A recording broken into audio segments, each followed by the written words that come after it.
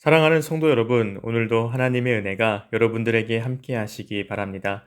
성경 말씀은 사도행전 14장 22절의 말씀입니다. 제자들의 마음을 굳게 하여 이 믿음에 머물러 있으라 권하고 또 우리가 하나님의 나라에 들어가려면 많은 환난을 겪어야 할 것이라 하고 아멘. 오늘 읽은 14장의 말씀은 바울의 1차 전도 여행 후반부에 있었던 일들을 전해주고 있습니다. 지역적으로는 이고니온과 루스드라, 더베를 거쳐 다시 안디옥으로 돌아가는 여정입니다. 14장에 기록된 바울과 바나바의 선교 여행은 여러 지역에서 많은 이들에게 복음이 전파되었다는 점에서 보면 성공적인 여정이었습니다. 하지만 그들이 당한 위협과 폭력을 생각하면 고난의 여정이기도 했습니다.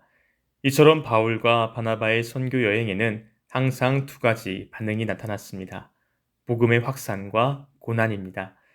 14장에 등장하는 첫 번째 지역 이고니온에서 나타난 하나님의 역사는 늘 그렇듯이 사람들 가운데 양분된 반응을 낳았습니다. 표적과 기사, 은혜의 말씀으로 말미암아 믿는 무리가 많아졌습니다. 동시에 어떤 유대인들은 바울과 바나바를 제거하려고 했습니다. 이로 인해 그들은 어쩔 수 없이 그 지역을 떠나야 했습니다. 하지만 이 이동 덕분에 그들은 더 넓은 지역을 지나며 복음을 전할 수 있었습니다. 그렇게 도착한 루스드라에서는 더 놀라운 역사가 있었습니다. 세상에 태어나 한 번도 걸어보지 못했던 사람이 걷게 된 것이죠. 이 일로 인해 그 지역에 큰 소동이 일어났습니다. 바울과 바나바를 향해서 제우스라, 헤르메스라 하며 사람들이 몰려들었습니다. 루스드라의 이 장면은 앞서 이고니온에서보다 훨씬 극적이고 더 큰 반향을 불러일으켰던 것으로 보입니다. 하지만 승리의 순간이 커진 만큼 반대로 그들을 향한 고난의 강도 또한 크게 돌아왔습니다. 유대인들이 몰려와 바울과 바나바가 죽을 때까지 돌을 던졌습니다. 그들은 유대인들이 죽었다고 착각하고 돌아간 덕분에 간신히 목숨을 구할 수 있었습니다.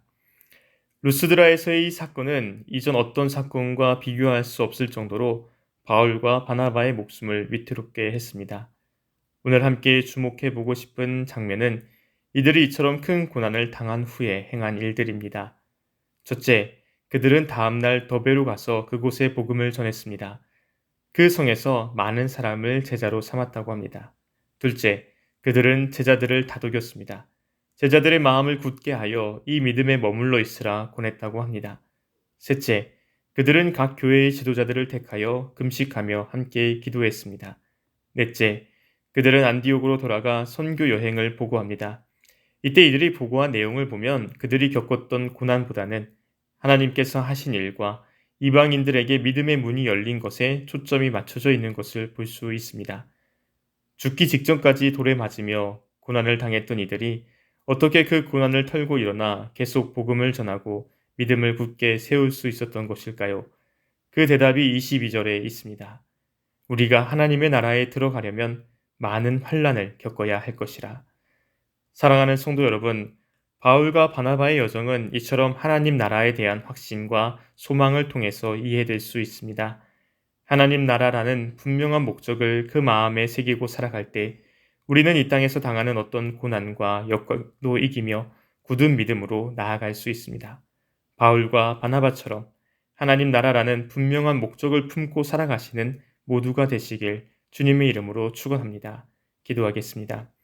고마우신 하나님, 예수 그리스도를 통하여 하나님의 나라를 보게 하시고 그 나라를 향하여 살아가게 하시니 참으로 감사드립니다. 그 나라에 이르기까지 흔들리지 않는 굳건한 믿음으로 살아가게 하시고 그 길을 함께 걸어가는 모든 교회와 성도 위에 능력과 은혜 항상 충만케 하여 주시옵소서. 하나님의 아들 예수 그리스도의 이름으로 기도드립니다. 아멘.